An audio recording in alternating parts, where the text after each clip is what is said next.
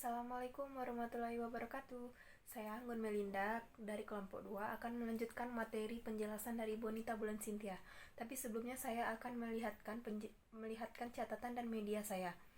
Semoga bisa dimengerti. Ini yang pertama.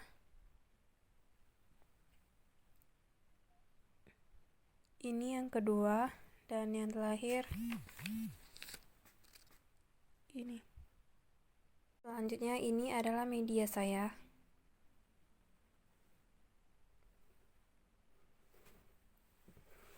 Kebalikannya. Kosong. Itulah tadi media dan catatan saya. Selanjutnya saya akan menjelaskan materi bagian saya. Proklamasi. Kami, bangsa Indonesia, dengan ini menyatakan kemerdekaan Indonesia.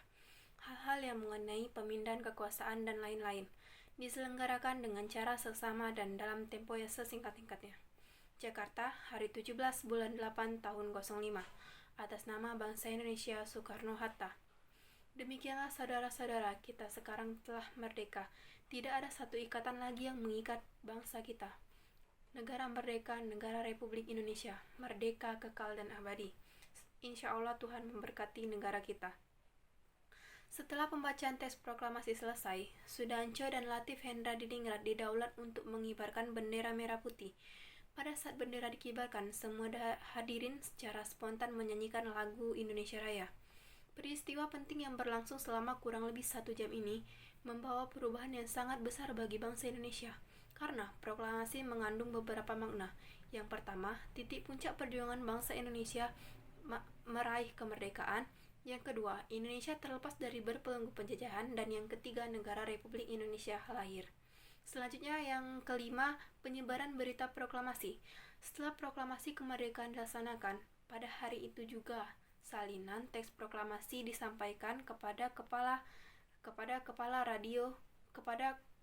Pusat Jabatan Radio RRI, Waidan B. Palenewen. Ia menerima teks proklamasi dari seseorang wartawan kantor berita Damai Antara bernama Syahrudin. Selanjutnya, FWUS diperintahkan agar berita proklamasi segera diudarakan. Berita proklamasi disiarkan 3 kali berturut-turut oleh 3 penyiar.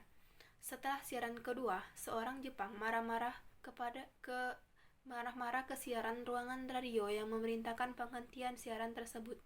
Namun, atas perintah Palenewen, berita proklamasi tetap disiarkan.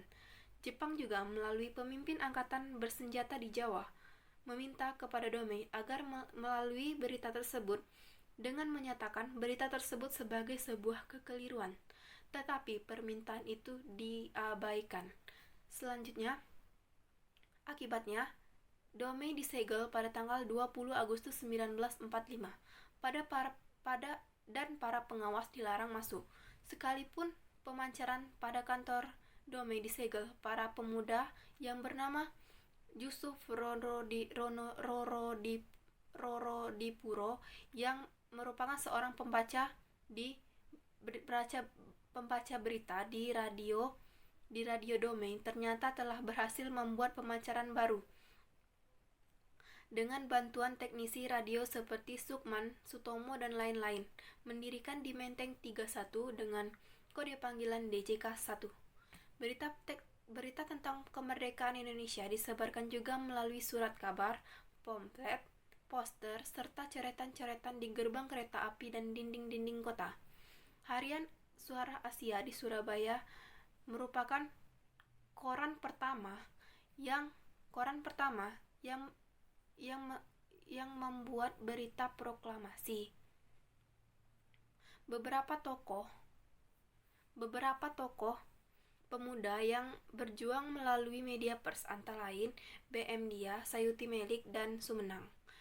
Berita proklamasi disampaikan secara langsung oleh utusan daerah yang menghadiri sidang PPKI. Berikut nama-nama para utusan PPKI yang ikut menyebarkan berita proklamasi. Yang pertama yaitu Teuku Muhammad Hasan dari Aceh, yang kedua Sam Ratulangi dari Sulawesi, dan yang ketiga Ketut Pujasari dari Sunda Kecil atau Bali. Dan yang terakhir AA Hamidan dari Kalimantan. Melalui berbagai cara dan media tersebut, berita tentang proklamasi kemerdekaan Indonesia dapat tersebar luas di wilayah Indonesia dan di luar negeri.